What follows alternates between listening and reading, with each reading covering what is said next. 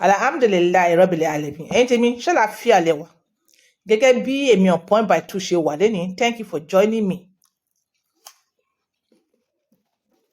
Níjọ́ wo mo sọ ọ̀rọ̀ Apple.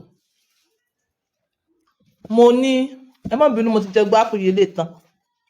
Mo ní ṣé gbogbo OBO yìí ló wà self cleansing. Ṣé gbogbo OBO ló wà self cleansing? Rárá o. Gbogbo OBO kọ́ ló wà self cleansing o. Àwọn míì ti lo álọ́mù, wọ́n ti fọ gbogbo self cleansing ara rẹ̀ kúrò. Wọ́n ti lo álọ́mù, wọ́n ti fọ gbogbo self cleansing ara rẹ̀ kúrò. Mo fẹ́ kó tight, wọ́n ti lo oríṣiríṣi nǹkan. So it's never the same again o. It's never the same. Gbogbo clean like tuberculosis yẹn wọ́n ti fọ kúrò, ti dá ṣáká.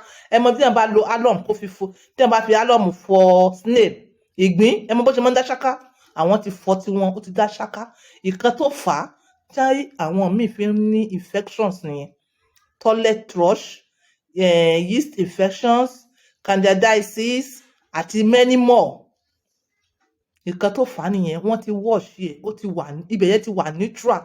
There's nothing like lactobacillus kankan àbí lactic acid kankan. Wọ́n ti shed it out. Ìdí tó fà á tí ọ̀pọ̀lọpọ̀ fi ń ní infections nìyẹn. Otherwise, wọ́n ní wà self cleansing. That means kò yẹ kí any infections kankan máa wọbẹ̀, germs, bacteria or any of sorts. But kò rí bẹ́ẹ̀ mọ́. Then again, àwọn àgbàlagbà, àwọn tó kẹ́sẹ́ ni àwọn àgbàlagbà títí wọn again ó ti dàbí ọmọdé. Àwọn walls yẹn ó ti thin. So kò ní sí enough lactobacillus tó máa produce the lactic acid dípò àti others dípò tí ó máa jẹ́ kí bẹ́ẹ̀ máa wà self cleansing. So they are opened to more inflammations. Àwọn àgbàlagbà ni mò ń sọ, àwọn obìnrin àgbàlagbà.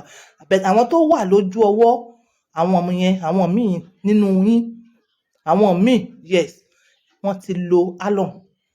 But àwọn tí ò lo chemical, tí wọn ò lo chemical rí, it's still intact, it's still like that. Even at that, ìwọ tó wà lójú ọwọ́ tó ti lo gbogbo chemical kankan láti fi ṣe dodging. Ṣé yẹn wá ní pé kó má tọ́jú OBO rẹ?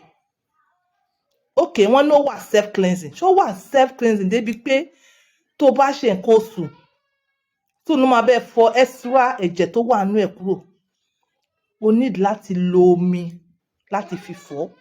Tó bá dẹ̀ feel pé ó ṣì hang sínú ẹ̀, kò sí nǹkan tó burú ń bẹ̀ pé kó ti ìkarin yìí left kó tì bọ̀ lẹ́yìn ìgbà tó bá ti fomi fọwọ́ rẹ̀ tán tí kò sí dọ̀tí nínú ìkànnà ẹ̀.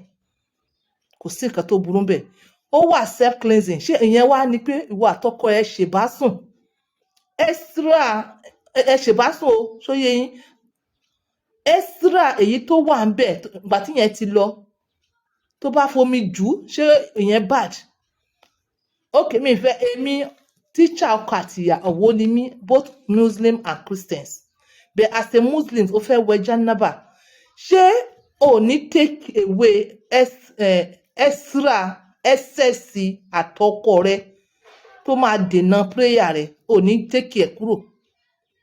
You understand? Then ìwọ abiyamọ tó bímọ,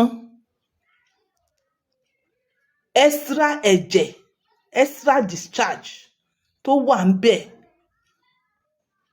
Ṣé ó wà self cleansing? Òun ló máa bẹ́ẹ̀ take it out.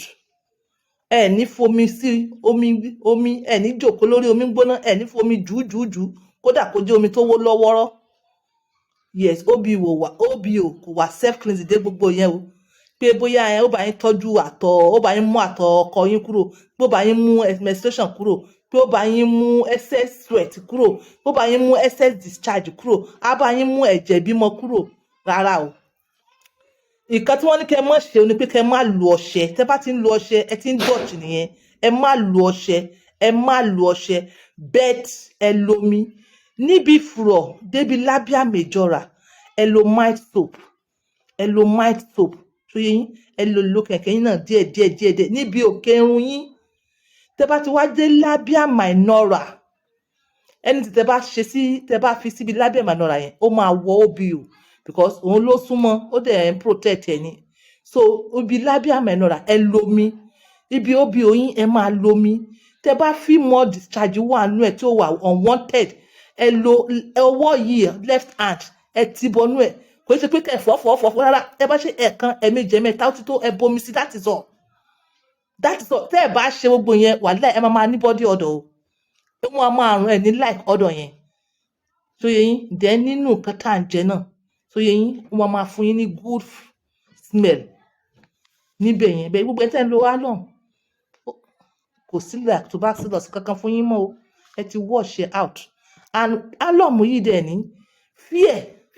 fear àwa obìnrin ni pé possibility wà pé ó ń wash away estrogen fast ìgbà mi lẹ́ fi rí pé ẹ̀yin obìnrin mi ẹ tètè lose the menstruation yín yes then ìwọ tó bá ń lo alum again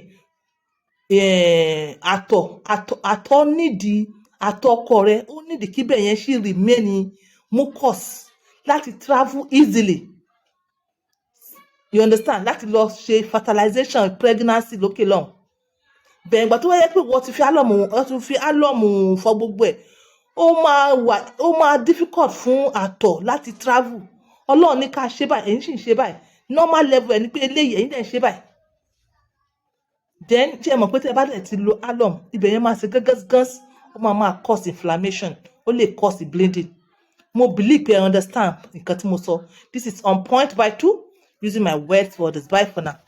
ẹ darapọ̀ mọ́ wa lénìí ní iléeṣẹ́ akérèkọ́rò skin ultimate àwa làgbà àwa ní bàbá àǹfààní ńlá wà.